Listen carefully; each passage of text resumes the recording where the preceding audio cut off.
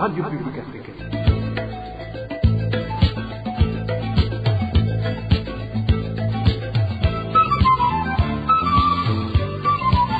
Radio Publique Africaine.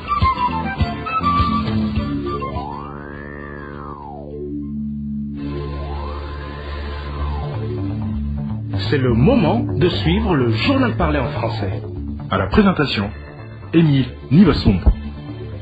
Nous sommes le 12 août 2021, c'est l'heure du journal. Voici les titres.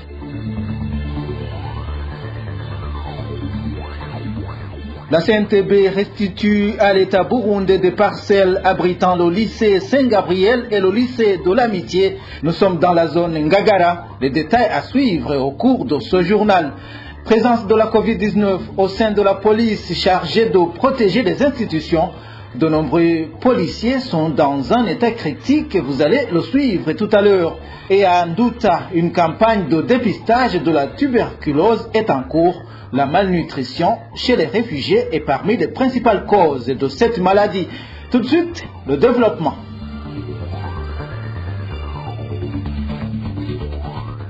Parlons sécurité pour commencer. Un sexagénaire nommé Jean Bosco Kiduranya a été tué au quartier Mugodzi, au chef-lieu de la province Bururi. C'était au cours de la nuit de mercredi à jeudi. Les sources sur place indiquent que la victime a été tuée à l'aide d'une grosse pierre par les voleurs qui venaient voler dans le magasin que la victime gardait comme sentinelle. L'information est confirmée par les administratifs en commune Bururi. Le corps de la victime a été acheminé à la morgue de l'hôpital Bururi ce matin et les enquêtes sont en cours selon les informations en provenance de cette province du sud du pays. Toujours en page sécurité, un militaire burundais a été passé à tabac hier par un groupe de policiers dans la commune Rugombo en province Cibitoke. Ces policiers voulaient dépouiller ce militaire de ses biens selon les témoins. Ce militaire aurait été secouru par les habitants de cette localité. Les détails avec Éloge Divin Remesh.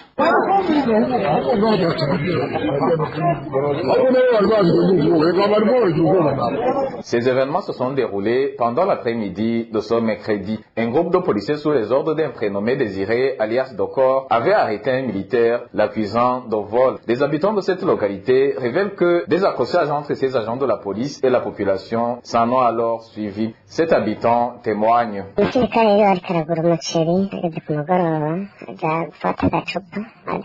Ce militaire avait passé la journée à s'approvisionner. Il avait acheté du riz et s'était rendu à l'extérieur du marché vers 19h pour s'étancher la soif. Les policiers l'ont par la suite arrêté, arguant qu'il était un voleur et il a résisté. Quand la population a su qu'il était militaire, elle est accourue à son secours et a plaidé en sa faveur. Les policiers ont continué à le frapper avec leurs fusils pour le faire entrer dans les cachots du marché.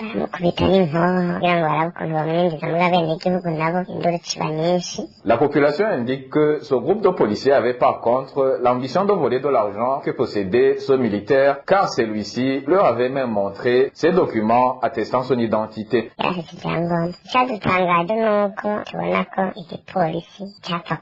Le militaire avait ses papiers sur lui.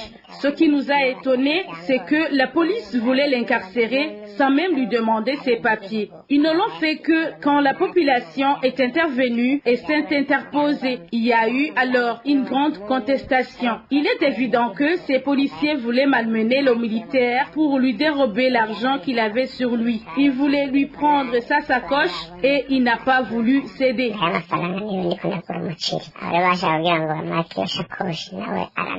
Les mêmes informations précisent que vers 21h, ces policiers ont fini par libérer ce militaire. Nous n'avons pas pu joindre le commissaire de police en commune Rugombo pour qu'il nous donne sa version des faits. Toujours en page sécurité, la population de la commune Buganda en province Cibitoke s'insurge contre des montages orchestrés par des Imbonerakure de cette localité à l'endroit des personnes qui se rendent en République démocratique du Congo à la recherche de l'emploi.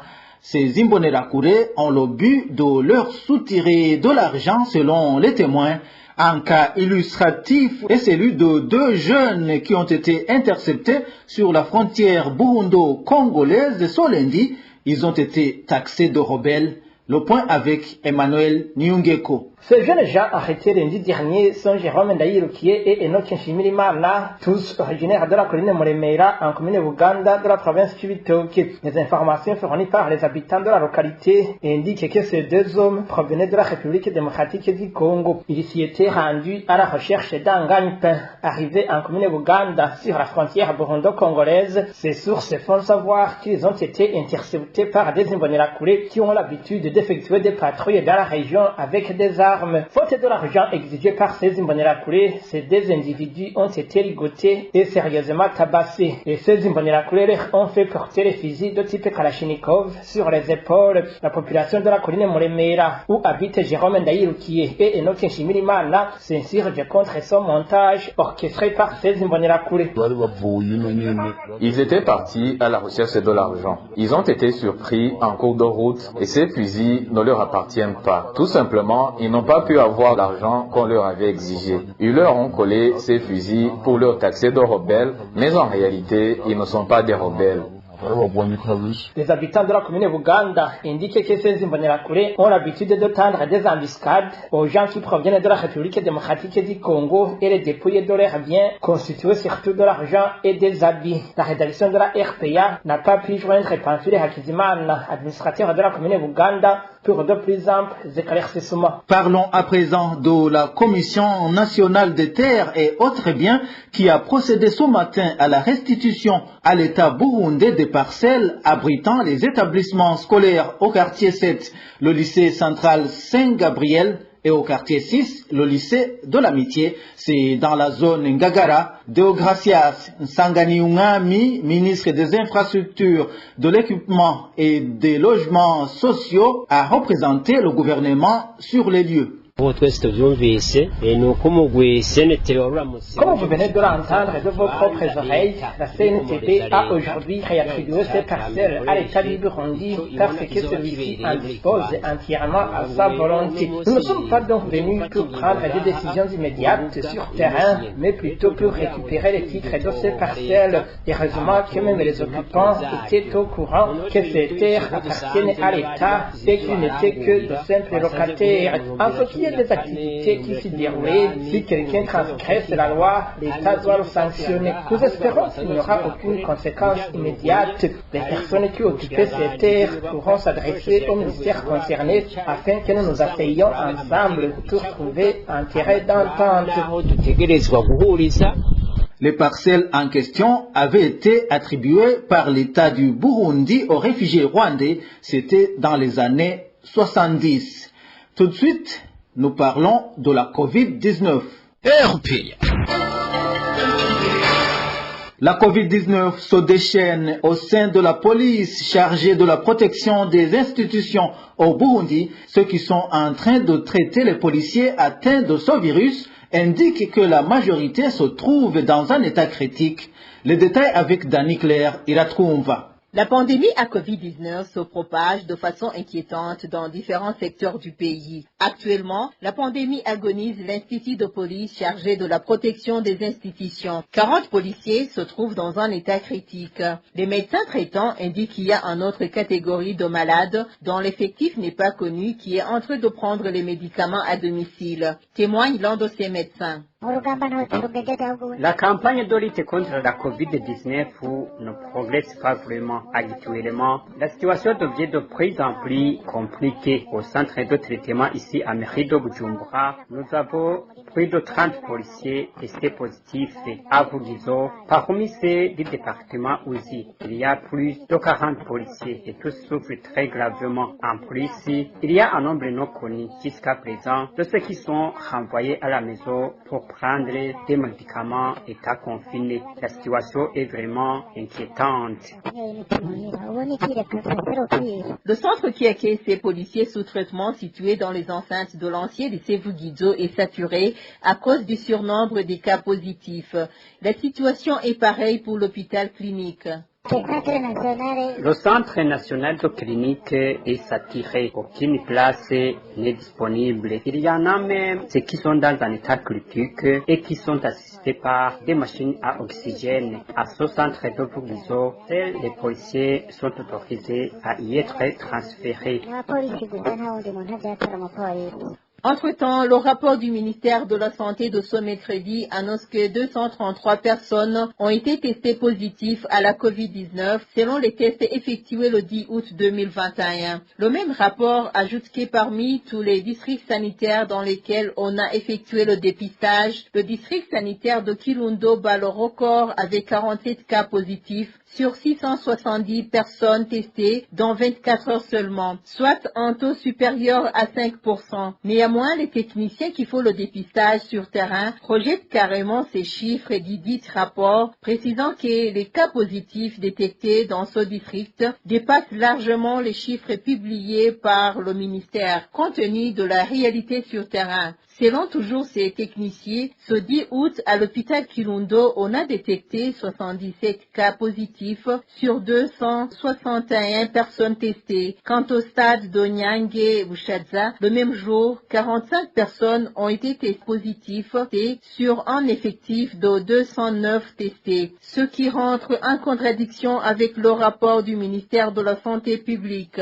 À propos du coronavirus, les matériels pour se laver les mains placés à l'entrée des boutiques, restaurants, magasins et alimentation sont comme des symboles. Ils ne sont pas utilisés comme prévu dans la ville de Bujumbura. Le lavage des mains dans le but de se prévenir contre la COVID-19 est quasiment oublié. Éloge Kwizera. Dans le cadre d'obtempérer aux injonctions du maire de la ville de Bujumbura relatives à la prévention contre la pandémie COVID-19, les propriétaires de boutiques, restaurants, magasins et alimentation ont disponibilisé des seaux pour se laver les mains à l'entrée de leur maison commerciale. Toutefois, ce matériel n'est pas du tout utilisé pour sa finalité, que ce soit de la part des visiteurs, encore moins de la part du personnel de ces maisons. L'un des habitants de la capitale économique en zone Mukaza, avec qui nous nous sommes entretenus, a indiqué que partout où il entre dans ces maisons commerciales, des seaux placés à l'entrée ne sont que symboliques. Non seulement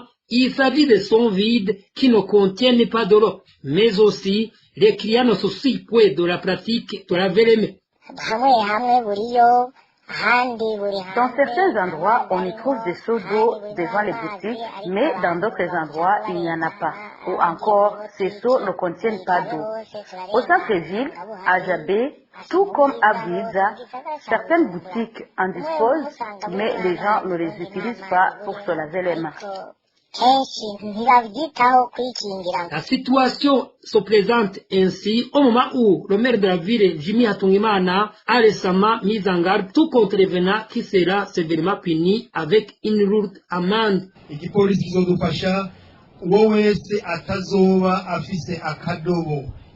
La police va nous aider à appréhender toute personne qui n'aura pas placé des seaux d'eau pour le lavage des mains devant sa boutique. La police lui imposera une amende exorbitante.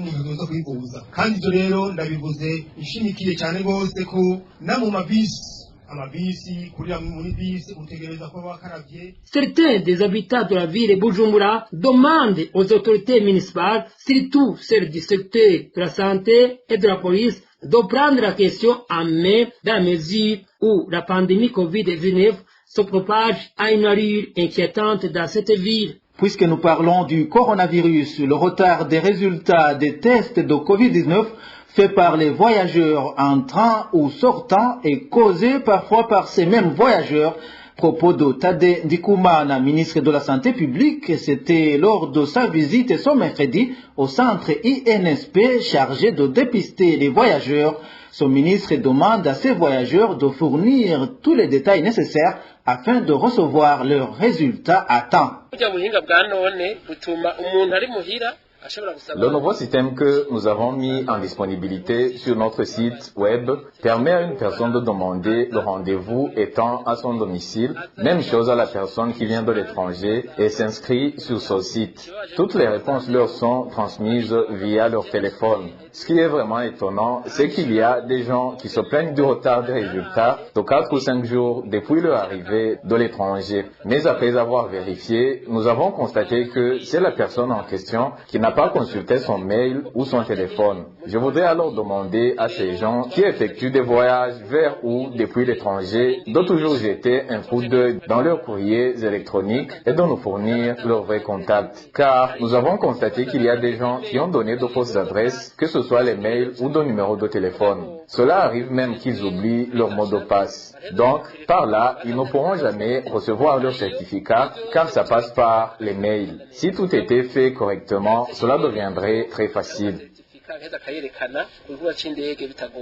Le ministre Tade Ndikumana a également exhorté la population à prendre au sérieux les mesures barrières comme la propagation de la Covid-19 prend de l'ampleur dans le pays. Si nous considérons la situation de la Covid-19 dans le monde et si nous analysons la situation actuelle de cette pandémie, surtout dans les districts sanitaires de Kiremba et Kirundo, je demande à toute personne de se protéger et de protéger les autres. Et cela doit être le devoir de tout un chacun. Les Burundais doivent changer de comportement et respecter les mesures barrières contre la Covid-19, car nous avons constaté que ce n'est ni aujourd'hui ni demain que ce virus sera éradiqué. Nous avons commencé à lutter contre ce virus en pensant que ça va durer 3 ou 6 mois et voilà, ça fait 1 an et demi de combat. C'est pourquoi on doit être sérieux dans cette lutte. Voilà, c'est le ministre de la Santé publique, Tade Ndikumana. Et pour clore ce dossier Covid-19, les 6 vaccins utilisés pour la prévention de ce coronavirus sont tous efficaces. Affirmation d'un médecin spécialiste en maladies infectieuses, Dr Théodore Nyongabo fait savoir que ces vaccins sont très importants et que les effets secondaires en sont très minimes. Il ajoute que la technologie actuelle a contribué dans l'obtention rapide de ces vaccins. Suivez plutôt ce spécialiste en maladies infectieuses. À l'heure actuelle, il y a 6 vaccins qui sont en train d'être donnés dans la population générale. Et les 6 vaccins sont produits de façon différente. La première catégorie, c'est ce qu'on appelle les vaccins inactivés, c'est-à-dire un virus complètement tué qu'on utilise comme agent vaccinal. C'est l'exemple du vaccin chinois, le vaccin Sinovac. Et cette technologie, c'est une technologie qui est utilisée par les autres, pour les autres vaccins, diphtérie, tétanos, coqueluche, polio. C'est une technologie qui est bien rodée. Il n'y a pas de raison que ce vaccin, parce qu'il est Covid, ne produise pas les mêmes effets bénéfiques que les autres vaccins que nous avons. Ça suppose que tous les vaccins marchent bien. C'est une question plutôt de disponibilité, non pas d'efficacité. Et les effets secondaires, quant aux effets secondaires, ils sont relativement faibles. On a signalé quelques cas de thrombose, mais ça reste des cas, un cas pour 1 million, 3 millions de vaccins. Vous voyez bien que le risque est beaucoup plus faible par rapport aux bénéfices attendus pour les vaccins. On est dans un monde où le doublement du savoir est très rapide. Je vais vous donner un exemple du virus lui-même. Pour trouver le virus du sida, le VIH, pour pouvoir isoler le virus, ça a pris 2-3 ans. Et à l'époque, on disait que c'était une rapidité extraordinaire. Avec le virus de la Covid, le virus était isolé 10 jours plus tard.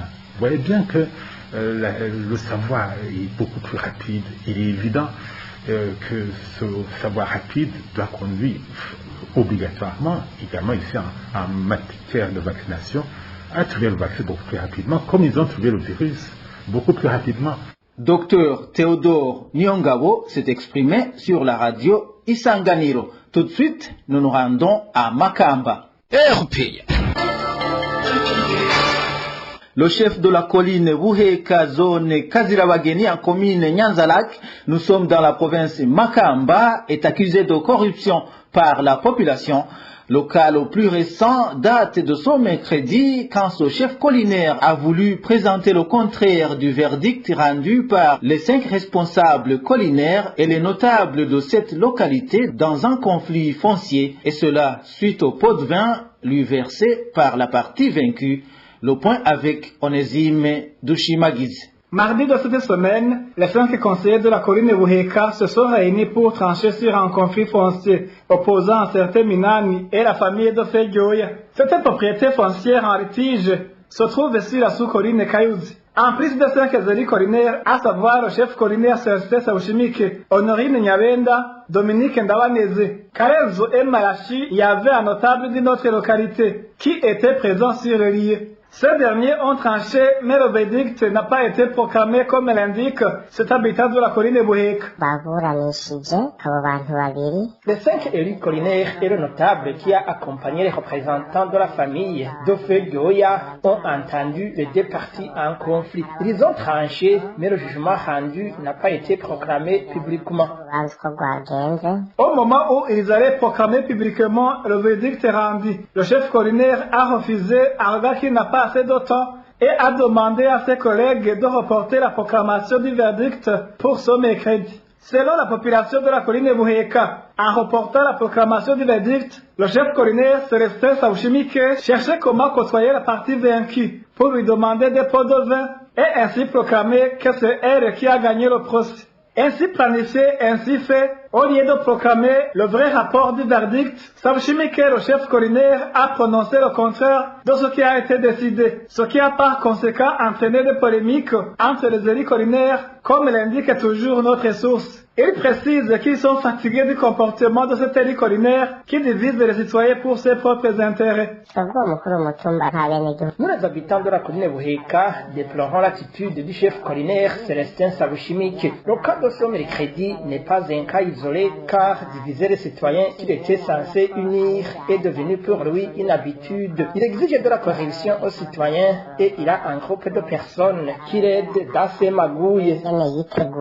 Ces habitants de la colline Buheka demandent aux autorités hiérarchiques de prendre des mesures qui s'imposent à l'endroit du chef collinaire Celestin Sauchimike. À ce propos, nous avons essayé de joindre Marie-Gorette Iramunda, l'administrateur de la commune Nyanzarak, sans y parvenir. Puisque nous parlons gouvernance et la concession d'une bonne partie de la réserve naturelle de la Rukoko pour un projet de plantation de canne à sucre a été faite en violation de la loi. Il s'agit en l'occurrence du décret présidentiel du 14 novembre 2011. Malgré les contestations des environnementalistes, le gouvernement a fermé les yeux. Le point avec Marie-Ange Irakoze. L'an 2011, le président de la République de l'époque, Feu Nkurunziza, signe une loi portant modification de certaines dispositions du décret numéro 100/007 du 25 janvier 2000 portant délimitation d'un parc national et de 4 réserves naturelles. Ce décret présidentiel numéro 100/282 du 14 novembre 2011 ramenait la superficie du dit parc à ses dimensions de 1980, soit 1000 hectares. Cependant, une année plus tard, cette loi a été violée. Le gouvernement a attribué plus de 3000 hectares de cette réserve à la société Tanganyika Business Company, TBC, appartenant à l'homme d'affaires Naoumu Barankiriza. C'était pour l'implantation de la culture de canne à sucre dans le but de produire du sucre. Devant l'image des machines qui a déraciné le faux palmier, Albert Bonelane, représentant légal de l'association ACVE, Action Ceinture Verte pour l'Environnement, n'a pas pu résister. À travers une correspondance adressée le 10 décembre 2012 à Pi Navzohanyuma et à Gabriel Nisezerana, respectivement président de l'Assemblée nationale et président du Sénat burundais, il appelait ces personnalités à sauver le parc national de la Russie envahi par la culture de canne à sucre de la société TBC de Naoumu Barankiriza. Pour Albert Bonelane, bien que l'investissement de Naoumu Barankiriza, qui menaçait la palmeraie unique en Afrique, pourrait générer beaucoup d'emplois, il trouvait néanmoins que des effets néfastes de la dégradation de cette réserve allaient coûter plus cher que le bénéfice de la sucrerie. Hélas, 10 ans après, la sucrerie n'a pas encore vu le jour et il n'y a point d'emploi pour qui que ce soit. Parlons société à présent. Le manque d'emploi et de vision de développement dans l'avenir constitue entre autres les défis auxquels fait face la jeunesse burundaise à l'occasion de la journée mondiale de la jeunesse qui se célèbre aujourd'hui. Les jeunes burundais demandent au gouvernement de s'impliquer davantage dans le domaine de la jeunesse et d'encourager les banques à octroyer des crédits aux jeunes sans toutefois exiger de garanties. Le point avec Aimable Nishimwe. Les jeunes dans différents coins du Burundi sont indignés par le fait que la journée qui leur a été dédiée est célébrée au moment où ils sont dans une situation de chômage et que les enfants de la rue deviennent de plus en plus nombreux. Au Burundi, la question de la jeunesse est extrêmement compliquée car beaucoup de jeunes sont dans une situation de chômage et on enregistre un manque d'activités génératrices de revenus pour le développement de la jeunesse. C'est très dommage que la journée mondiale de la jeunesse arrive alors qu'on connaît un grand nombre d'enfants de la rue qui mangent encore. Les jeunes qui se sont confiés à notre rédaction demandent au gouvernement de s'impliquer beaucoup plus dans le domaine de la jeunesse et d'encourager les banques à accorder des crédits aux jeunes sans hypothèque. Nous demandons au gouvernement de s'impliquer davantage dans le domaine de la jeunesse et d'encourager les grands investisseurs à venir au Burundi pour la création d'emplois. Il faut également que le gouvernement incite les banques à accorder des crédits aux jeunes sans toutefois imposer de garanties. Le chômage est plus considérable en milieu urbain qu'en milieu rural avec un taux au sens large de 14,7%. Par rapport à l'âge, le phénomène de chômage touche particulièrement les jeunes de 15 à 35 ans, c'est-à-dire 3,7% de la population burundaise. Dans le domaine de l'agriculture, le gouvernement du Burundi planifie d'augmenter la production du thé.